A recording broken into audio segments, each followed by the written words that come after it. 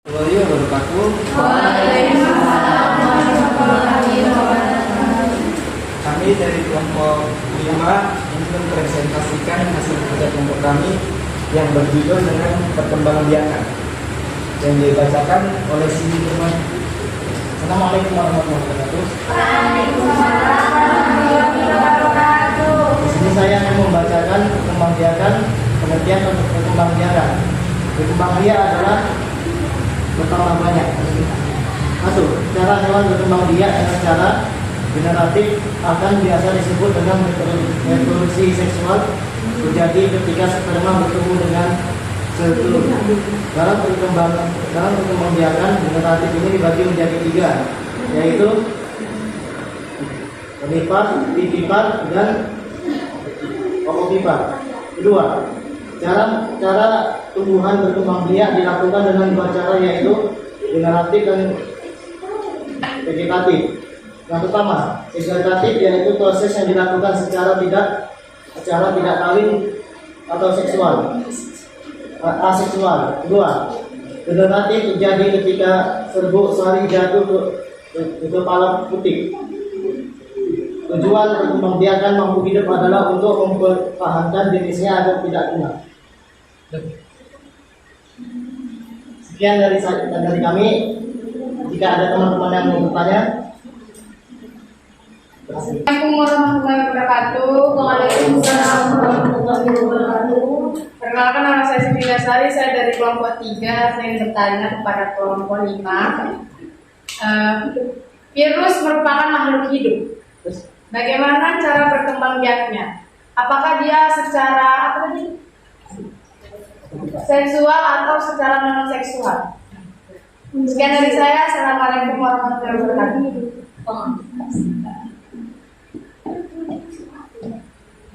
Oke, terima kasih atas pertanyaan dari kelompok 3. Dan kami akan menjawabnya. Virus akan berkembang biak dengan cara memperbanyak diri di dalam sel inang atau membelah diri. Oke, terima kasih. Ada lagi? Terima kasih atas pertanyaannya oleh kelompok 3. Dengan ini kami tutup presentasi kami. Assalamualaikum. Waalaikumsalam warahmatullahi wabarakatuh. Warahmatullahi wabarakatuh. Assalamualaikum warahmatullahi wabarakatuh. Gak semangat semua. Alhamdulillah. Alhamdulillahirabbil alamin. Wassalatu wassalamu ala asyrofil mursalin wa ala alihi washabihi ajmain. Amma ba'du. Pertama-tama adalah kita ucapkan puja dan puji syukur kita kepada Allah Subhanahu wa taala, yang mana di kesempatan sore hari ini mau malam kita masih diberi banyak nikmat, banyak sekali nikmat, sehingga kita dapat berkumpul di universitas yang kita cintai ini. Salat beriringkan salam pada kita hadiahkan kepada kehadiran kita juga kita Nabi besar Muhammad sallallahu alaihi wasallam, dan memperbanyak salam sahabat kita. Amin. Amin. Yang saya hormati dosen pengampu Ibu di sini, Bu Nurlaini Fatih. Bu. Di sini kami dari kelompok 4 akan menjelaskan apa itu beradaptasi. Bisa dijelaskan oleh teman kami pengertian beradaptasi? Assalamualaikum warahmatullahi wabarakatuh. Waalaikumsalam warahmatullahi wabarakatuh. Di sini saya akan mewakili teman-teman saya membacakan pengertian beradaptasi. Adaptasi adalah cara organisme dalam mengatasi tekanan lingkungan sekitarnya untuk bertahan hidup. Sekian dari saya, terima kasih. Wassalamualaikum warahmatullahi wabarakatuh. Assalamualaikum warahmatullahi wabarakatuh. Izin menambahkan dari materi kami hari ini. Adapun dari beradaptasi itu mempunyai fungsi. Fungsi dari adaptasi itu untuk bertahan hidup dalam berbagai kondisi dan perubahan lingkungan, sehingga hewan tidak mati dan tetap dapat mempertahankan eksistensinya spesiesnya. Terima kasih. Kepada kelompok lain Ya, yang ingin bertanya dipersilakan. Assalamualaikum warahmatullahi wabarakatuh. Waalaikumsalam warahmatullahi wabarakatuh. Perkenalkan, nama saya Putri Salsabila. Saya dari kelompok 3. Ingin bertanya kepada kelompok 4. Ini pertanyaan saya, gimana cara adaptasi hewan yang besar banyak di daerah ekosistem di air laut? Ya. Itu paus. Caranya itu yang sesekali dia keluar ke permukaan untuk membuang karbon dioksida. Seperti itu. Apakah puas dengan jawabannya? Silakan, nama saya Ariel Dana. Saya ingin bertanya Dari kelompok dari kelompok 10. Dari kelompok itu pertanyaan saya, mengapa untuk dapat bertahan dalam situasi baru kita harus melakukan adaptasi? Mengapa untuk dapat bertahan dalam situasi baru kita harus melakukan adaptasi? Terima kasih. untuk mempertahankan kelangsungan hidup dari ancaman serangan musuh, termasuk situasi di sekitar organisme tersebut. Kepada kelompok 5, apakah sudah bisa dipahami? Waalaikumsalam warahmatullahi wabarakatuh. Nama saya Lydia Ningsih, saya dari kelompok 2 ingin menjawab pertanyaan dari audiens. Mengapa untuk dapat bertahan dalam situasi baru kita harus melakukan adaptasi? Mengapa harus beradaptasi? Mengapa? Apa yang jawab ya? Mengapa untuk dapat beradaptasi dalam mengapa dapat bertahan hidup dalam situasi baru kita harus melakukan adaptasi. Jawabannya adalah, tapi ini menurut saya sendiri, Bu. Ya. Menurut saya, kita sebagai manusia kan adalah manusia sosial. Ya. Jika kita tidak dapat beradaptasi dengan lingkungan, maka kita tidak akan mendapatkan teman atau Sosial yang luas. Dan kita tidak dapat pengetahuan yang lebih. Sekian.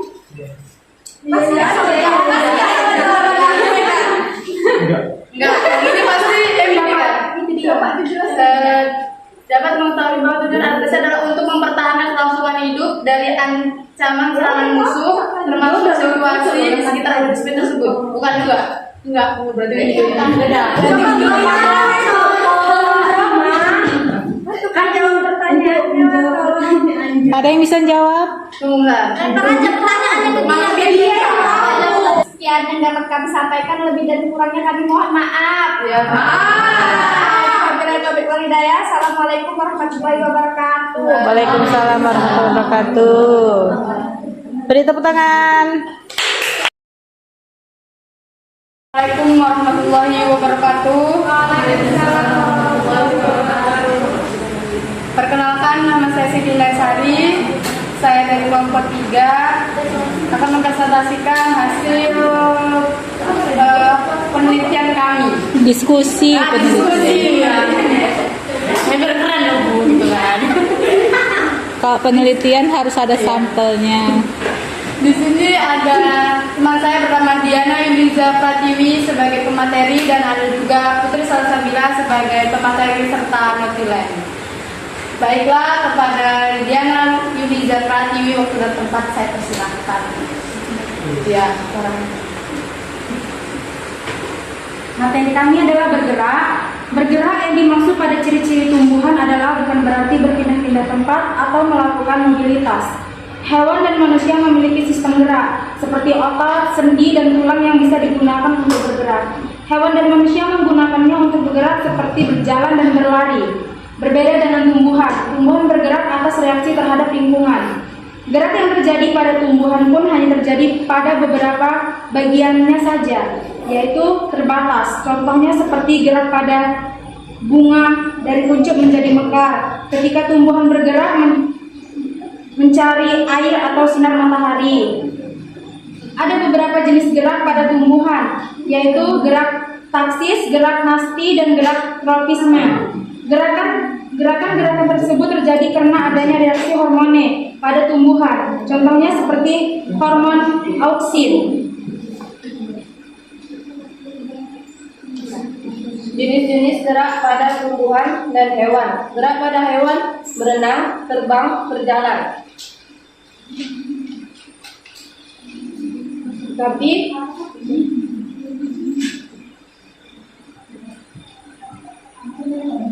hewan itu bisa bergerak karena adanya rangsang dan otot. Ketika keduanya saling berkoordinasi, maka akan timbul gaya otot. Gerak pada tumbuhan, gerak endonom. Gerak endonom adalah gerak pada tumbuhan akibat rangsangan yang berasal dari dalam tumbuhannya. Gerak higrokopis. Gerak higrokopis adalah gerak pada tumbuhan yang rangsangnya dipengaruhi oleh perubahan kadar air di tumbuhan. Gerak esionom. Gerak esionom adalah gerak pada tumbuhan yang disebabkan oleh rangsangan dari lingkungan luar. Ada 3 macam jenis, yaitu tropisme adalah gerak tumbuhan yang tumbuhannya dipengaruhi oleh arah datangnya rangsang. Gerak tropis dibagi menjadi 3. Yang pertama adalah kemotropi, fototropi, limotropi,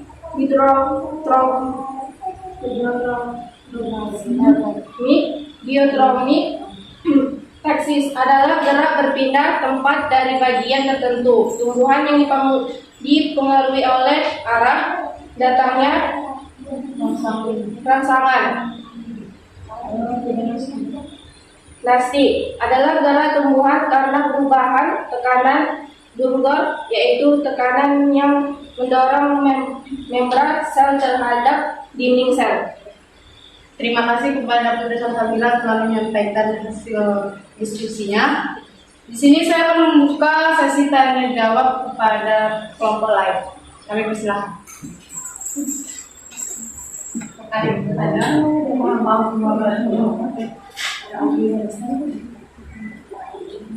Sebelum terima kasih karena Nggak ada yang mau bertanya.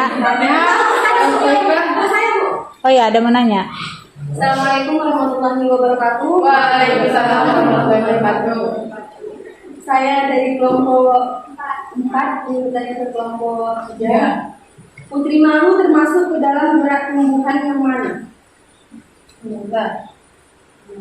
Tangan Putri Malu termasuk gerak seismonasti, di mana ada gerak dipengaruhi oleh sumber rangsangannya. Bagaimana? Puas dengan jawabannya? Puas.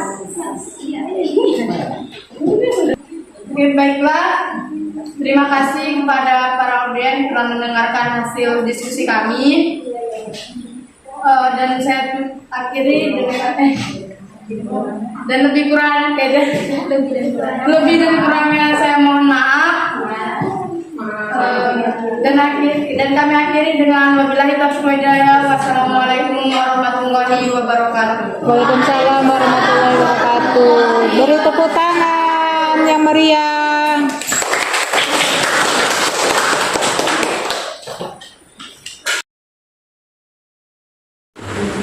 Assalamualaikum warahmatullahi wabarakatuh.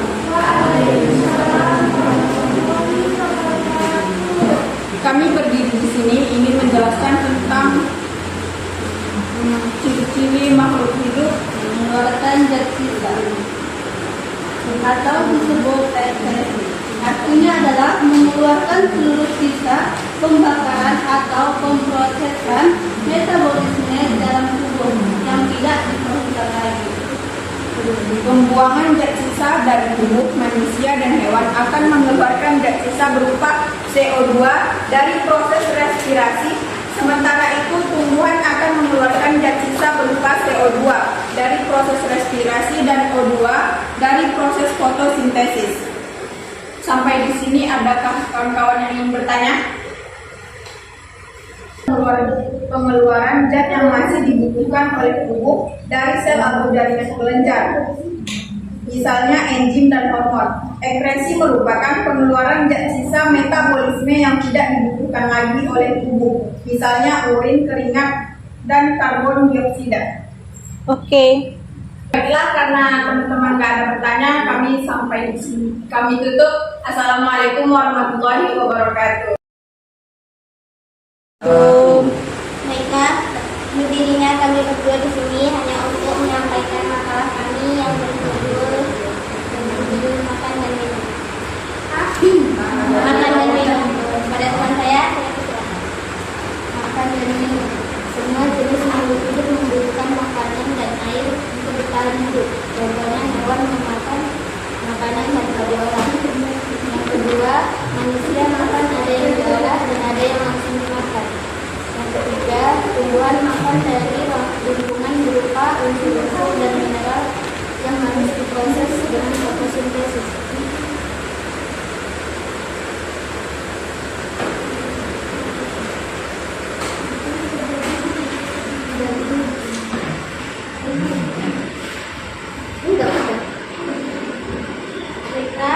Sesi yang kedua adalah sesi tanya jawab. Untuk teman-teman yang ingin bertanya, kami persilakan. Assalamualaikum warahmatullahi wabarakatuh. Waalaikumsalam warahmatullahi wabarakatuh. Perkenalkan, nama saya Putri Cahyani. Saya ingin bertanya, apa yang terjadi jika kita tidak makan dan minum? Assalamualaikum warahmatullahi wabarakatuh. Waalaikumsalam warahmatullahi wabarakatuh. Saya ingin bertanya, untuk tumbuhan kan dibutuhkan makan dan minum. Untuk prosesnya bagaimana? Terima kasih. Menjawab pertanyaan dari teman-teman yang pertama dari Putri. Bagaimana jika kita tidak makan dan minum? Jika kita sebagai manusia yang umum, kita tidak mendapatkan energi dan kita tidak mendapatkan gizi. Tetapi bagi hewan, ada sebagian dari mereka yang tidak membutuhkan. Sebetulnya bukan tidak membutuhkan, hanya saja mereka bisa bertahan lama jika tidak makan dan minum. Karena yang terutama itu seperti lumba-lumba, penguin, karena mereka hidup di hawa yang dingin, sehingga mereka bisa bertahan hidup sampai 10 tahun. Baiklah, yang kedua.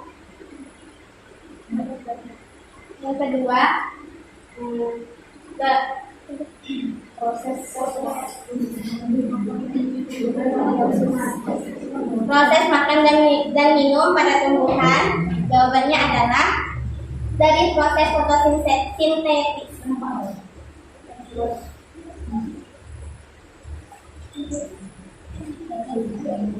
Tumbuhan makan dan minum dengan cara memproduksi sendiri sumber makanannya secara organik. Proses tersebut dinamakan proses fotosintesis. Bagaimana dengan saudara sekalian? Ada lagi yang mau bertanya? Ada itu. Waalaikumsalam warahmatullahi wabarakatuh. Tanya, berasal dari manakah makanan dan air bagi tumbuhan? Terima kasih.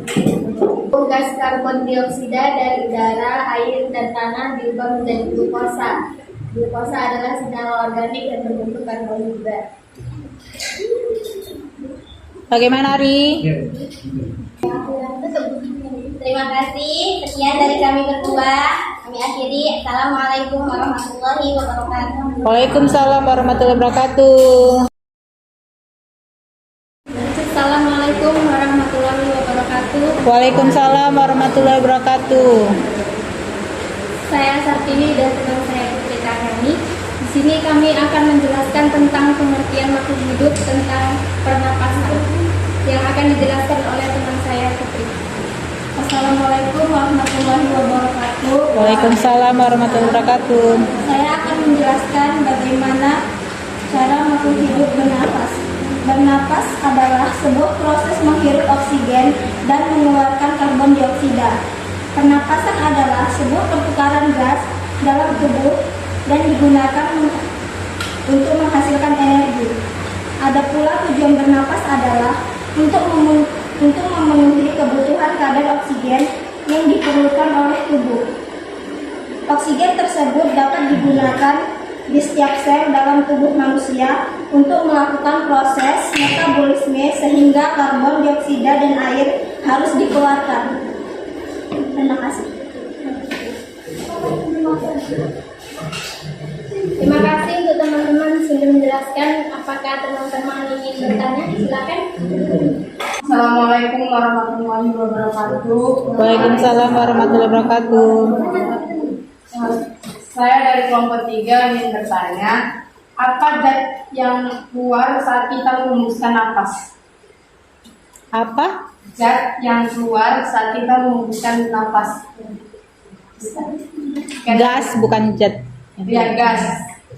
Sekian dari saya. Assalamualaikum warahmatullahi wabarakatuh. Waalaikumsalam warahmatullahi wabarakatuh. Assalamualaikum warahmatullahi wabarakatuh. Waalaikumsalam warahmatullahi wabarakatuh. Hewan yang memiliki alat pernapasan berupa trakea itu apa aja? Hewan apa aja? Ya. Waalaikumsalam warahmatullahi wabarakatuh. Saya dari kelompok 4 ingin bertanya, apa fungsi rambut yang terdapat di rongga hidung? Apa fungsi rambut yang terdapat di rongga hidung? Terima kasih. Menjawab pertanyaan pertama, yang dikeluarkan adalah CO2, karbon dioksida. Pertanyaan singkat tadi apa sih? Ini apa hewan-hewan apa aja yang bernapas dengan trakea? Oh. Dari trakea adalah nyamuk, belalang, lalat, rayap, dan kupu-kupu. Nomor 3 apa? Bagaimana Selfie? Ya, bagaimana Selfie? Nomor 3, rongga hidung memiliki fungsi untuk melanjutkan udara yang masuk, kemudian mengarah ke tenggorokan. Rongga hidung juga bisa menjaga kelembapan, suhu, dan tekanan udara. Bagaimana Julia Putri? Apakah sudah benar? Terima kasih teman-teman atas perhatian dan teman-teman saya. Saya ucapkan terima kasih. Assalamualaikum warahmatullahi wabarakatuh. Waalaikumsalam warahmatullahi wabarakatuh.